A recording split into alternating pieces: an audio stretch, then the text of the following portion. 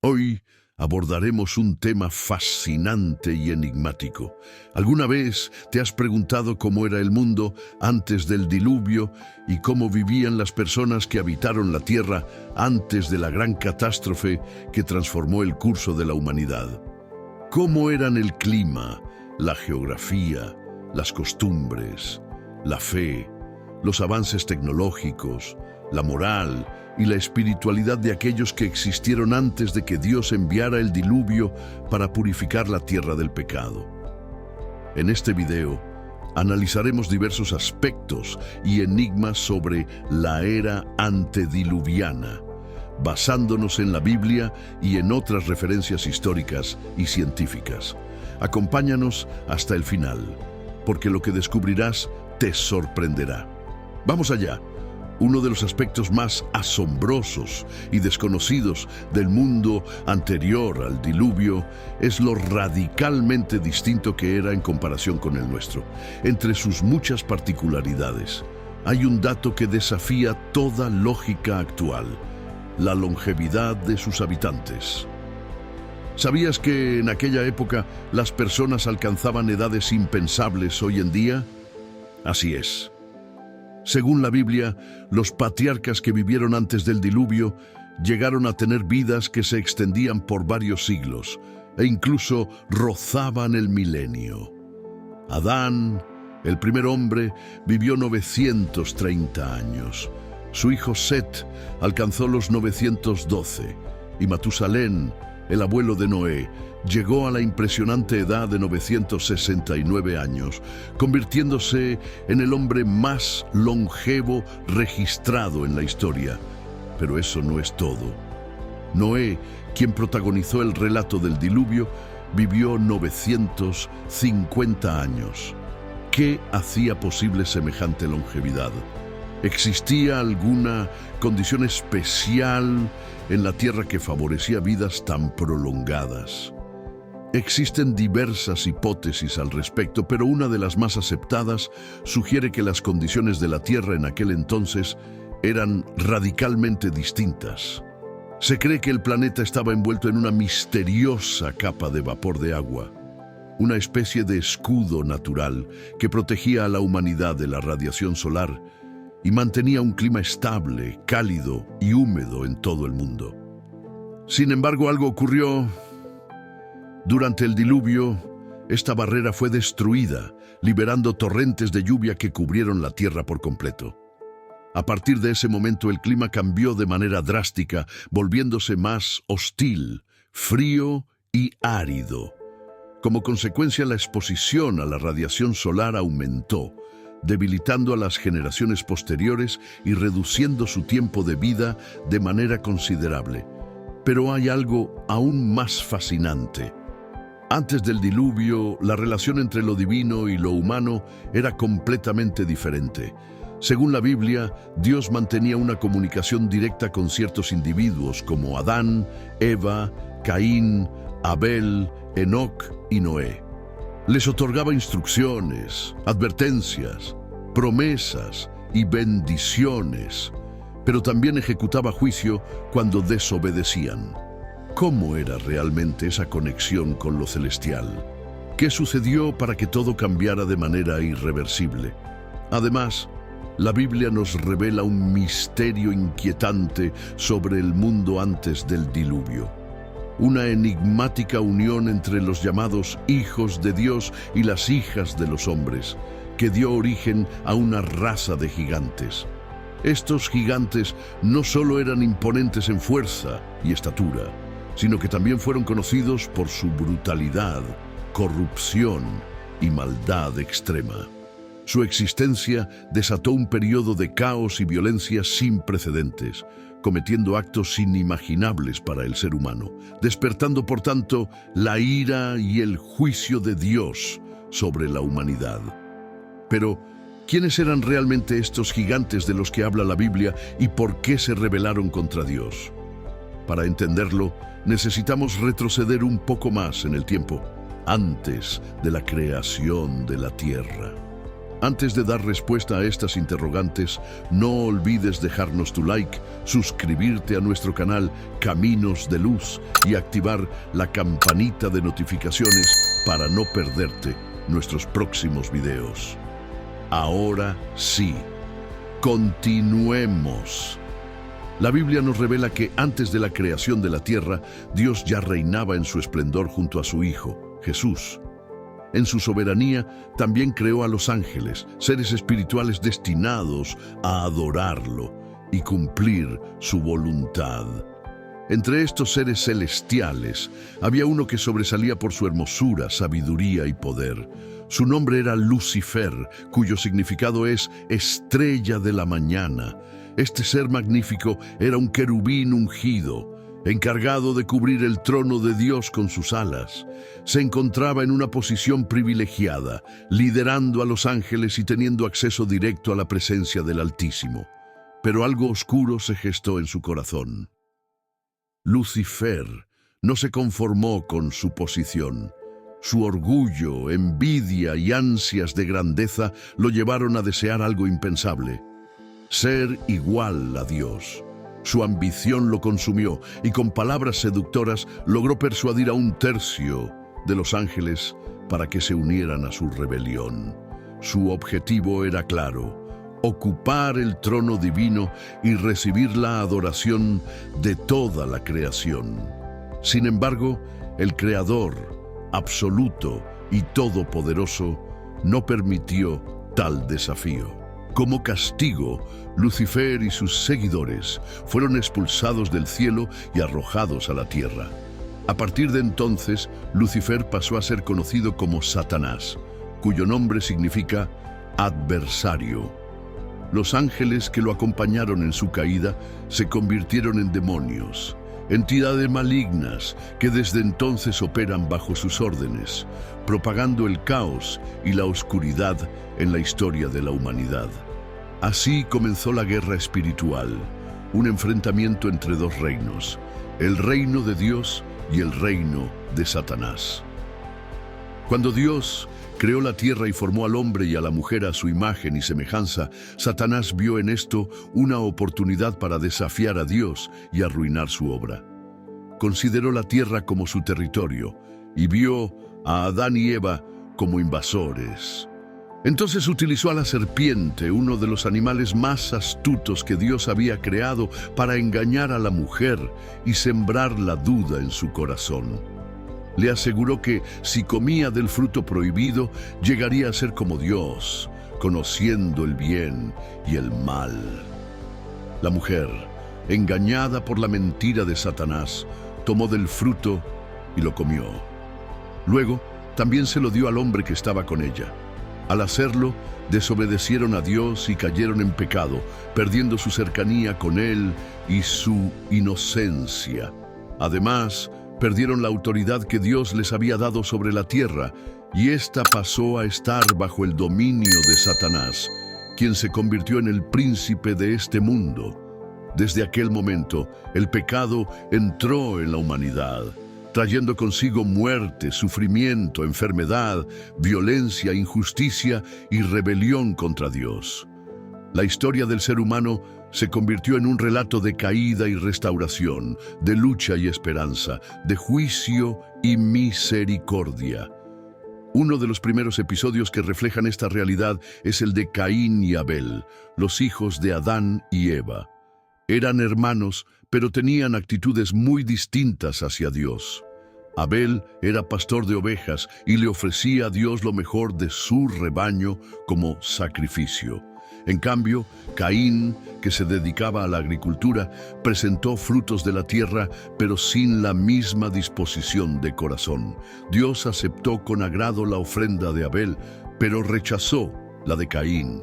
Esto llenó a Caín de enojo y celos, y en lugar de aceptar la corrección de Dios, dejó que el resentimiento y la envidia lo dominara.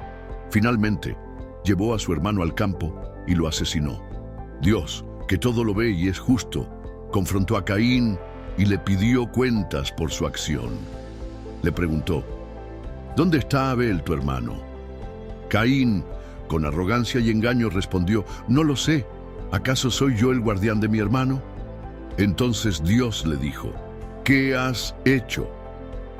La sangre de tu hermano clama a mí desde la tierra. Por eso, ahora quedarás maldito sobre la tierra, que abrió su boca para recibir la sangre de tu hermano derramada por tu mano. Cuando trabajes la tierra, ya no te dará sus frutos. Serás un fugitivo y andarás errante por el mundo. Caín, al escuchar su castigo, dijo: mi castigo es más grande de lo que puedo soportar.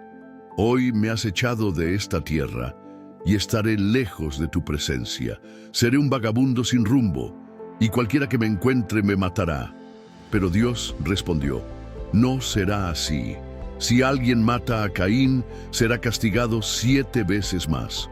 Y el Señor puso una señal sobre Caín para que nadie se atreviera a hacerle daño. Así, Caín se alejó de la presencia del Señor y fue a vivir a la tierra de Nod, al oriente del Edén. A pesar de su crimen y de su destino errante, Caín no quedó sin descendencia. Se casó con una mujer, probablemente una de sus hermanas o sobrinas, ya que Adán y Eva tuvieron muchos hijos e hijas después de Caín y Abel. Caín tuvo un hijo llamado Enoc y construyó una ciudad, a la que le puso el nombre de su hijo. Esta fue la primera ciudad registrada en la historia y demuestra que Caín poseía habilidades para la construcción y la organización. Los descendientes de Caín se multiplicaron y algunos de ellos se distinguieron por sus habilidades y logros.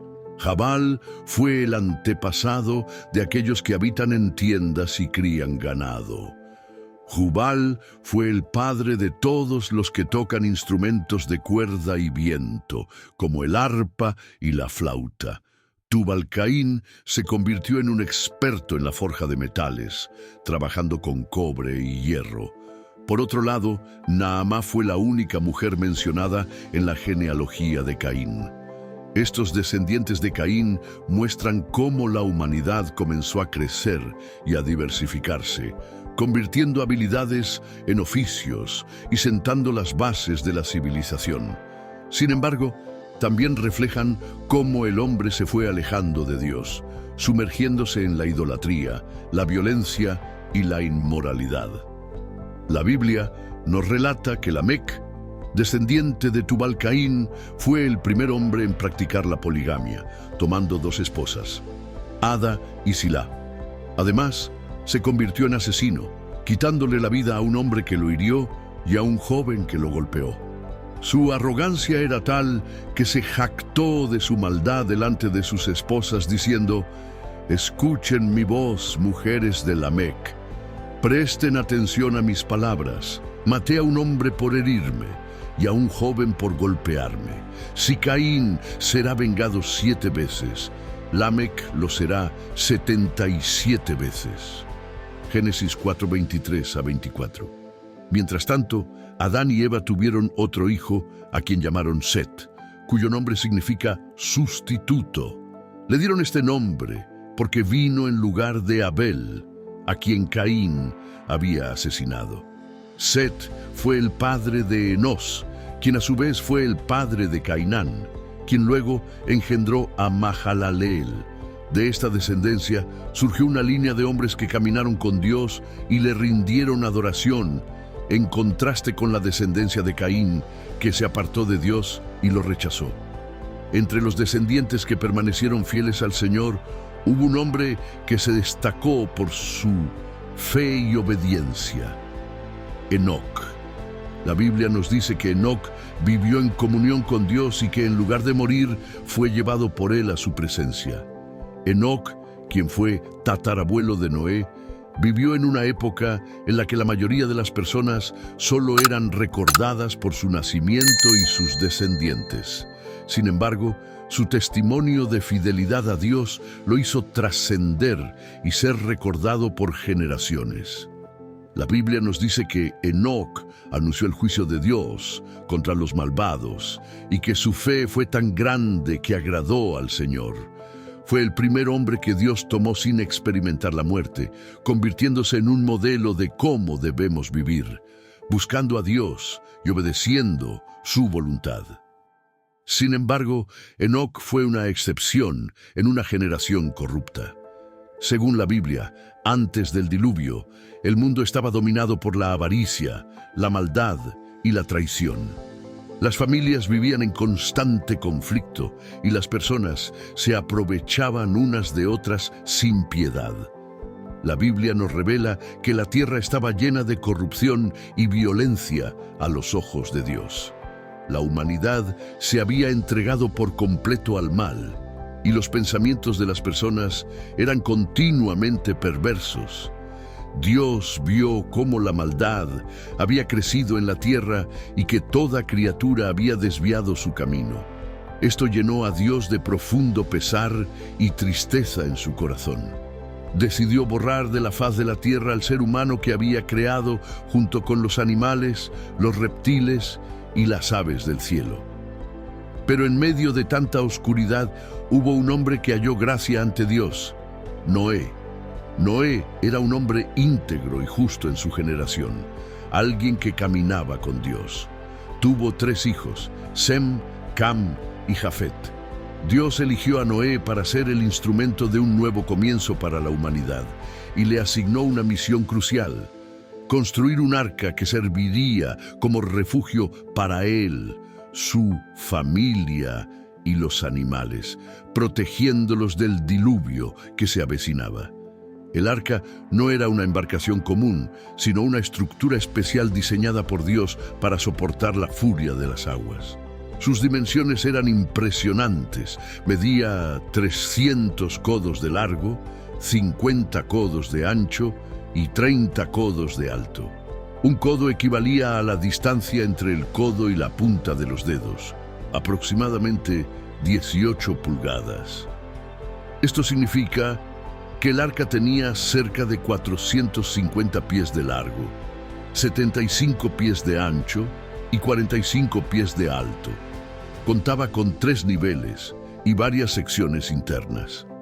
En la parte superior tenía una ventana de 1 codo de altura y en uno de sus costados había una única puerta que solo Dios podía abrir y cerrar. Fue construida con madera de gofer, un material resistente e impermeable, y recubierta con brea por dentro y por fuera para evitar filtraciones. El arca tenía capacidad suficiente para albergar aproximadamente 40.000 animales de distintas especies, además de almacenar alimento y agua en cantidad suficiente para todos sus ocupantes.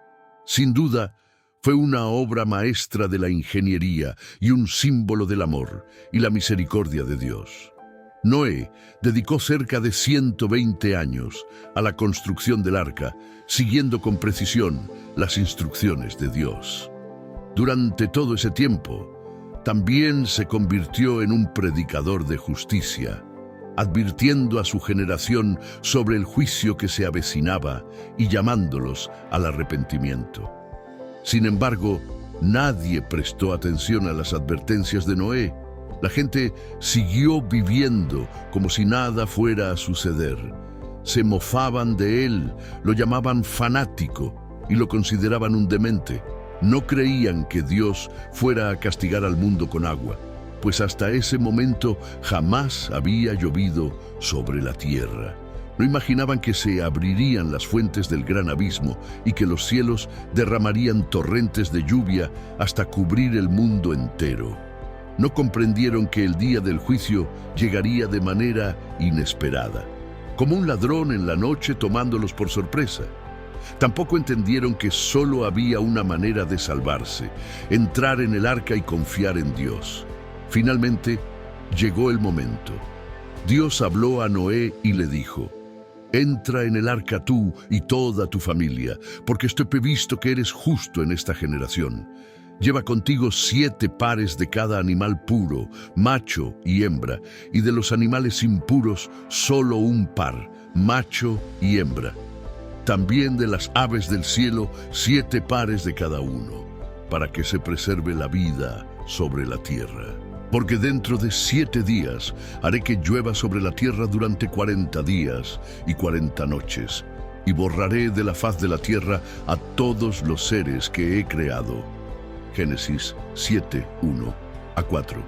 Noé obedeció la voz de Dios y entró en el arca junto con su esposa, sus hijos y sus nueras, además de los animales que el Señor le había ordenado resguardar. En aquel tiempo, Noé tenía 600 años.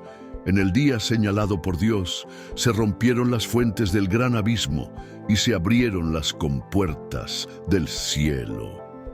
La lluvia cayó sin cesar durante 40 días y 40 noches. El nivel del agua aumentó de manera imparable y pronto la tierra quedó completamente sumergida. El arca, construida según el mandato divino, flotaba sobre la inmensa extensión de agua. Las aguas continuaron elevándose hasta cubrir por completo los montes más altos que existían bajo el cielo. El nivel subió 15 codos por encima de las montañas más elevadas. Toda forma de vida sobre la faz de la tierra pereció, desde las aves hasta el ganado, desde las bestias salvajes hasta los seres que se arrastraban e incluso la humanidad. Todo ser que tenía aliento de vida murió. Así, la destrucción fue total.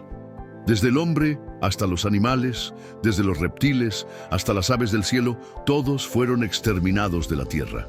Solo Noé y los que estaban con él en el arca sobrevivieron. Génesis 7:11 a 23. Durante 150 días, Noé y los que lo acompañaban permanecieron dentro del arca, aislados del mundo exterior, mientras la tierra seguía cubierta por las aguas. Pero Dios no se olvidó de Noé. Envió un viento sobre la tierra y las aguas empezaron a descender. Se cerraron las fuentes del abismo y las compuertas del cielo, y la lluvia cesó. El agua comenzó a retroceder, y después de 150 días, había bajado lo suficiente como para que el arca se posara sobre los montes de Ararat. Con el paso del tiempo, las aguas siguieron disminuyendo y en el 10º mes, el primer día del mes, comenzaron a verse las cimas de las montañas. Génesis 8, 1 a 5. Pasados 40 días más, Noé abrió la ventana del arca y dejó salir un cuervo. El ave volaba de un lado a otro, sin encontrar dónde posarse, hasta que finalmente las aguas se evaporaron por completo. Luego, Noé soltó una paloma para comprobar si la tierra ya estaba seca. Sin embargo, el ave no encontró un lugar donde descansar y regresó al arca, pues las aguas aún cubrían gran parte de la superficie. Noé extendió la mano, tomó la paloma y la trajo de vuelta con él. Esperó otros 7 días y volvió a soltarla. Al caer la tarde, la paloma regresó con una hoja de olivo fresca en su pico, señal de que las aguas habían disminuido y la tierra comenzaba a dar vida nuevamente. Noé esperó 7 días más y volvió a soltar la paloma. Esta vez, el ave no regresó, lo que indicaba que la tierra ya estaba lista para recibirlos nuevamente. Génesis 8, 6 a 12. Entonces Noé quitó la cubierta del arca y pudo ver que la superficie de la tierra estaba seca. En el año 601, en el primer mes, el primer día del mes, las aguas habían desaparecido de la tierra. Noé retiró la cubierta del arca y confirmó que la tierra ya estaba seca.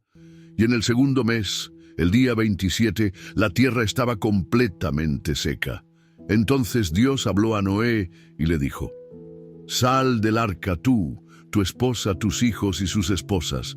Saca también a todos los animales que están contigo, de toda especie viviente, aves, ganado y todo ser que se arrastra sobre la tierra.